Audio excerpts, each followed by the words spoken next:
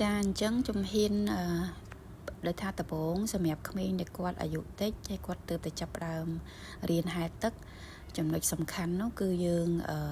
ដូចថាឲ្យគាត់មានភាពក្លាហានហើយឲ្យមានទំនុកចិត្តគឺយើងដែលជាមនុស្សចាមនុស្សធំពេញវ័យគឺយើងនៅក្បែរគាត់ដើម្បីជួយមើលគាត់អញ្ចឹងណាហើយមួយទៀតចាកុំឲ្យគាត់ខ្លាចទឹកហើយចឹងទៅយើងចំណាយពេលឲ្យបានច្រើនចាទៅអាងហែលទឹកណាដែលមានកន្លែងសម្រាប់ក្មេងផងសម្រាប់មនុស្សចាស់ផងក៏កាន់តែល្អចាហើយជំហានដំបូងគឺយើងនៅក្បែរគាត់ផ្ដល់ទំនុកចិត្តឲ្យគាត់បន្ទាប់មកយើងប្រៀនគាត់ឲ្យចេះចាដូចថា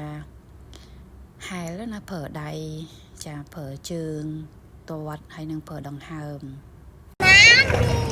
Yeah, because of we taller. Yeah.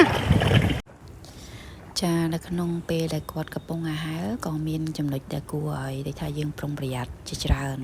អញ្ចឹងកុំឲ្យគាត់រត់នៅពេលដែលគាត់សើមអញ្ចឹងណាហើយនិយាយរួមទៅគឺព្យាយាមនឹងមើលគាត់រហូត Good. Swim.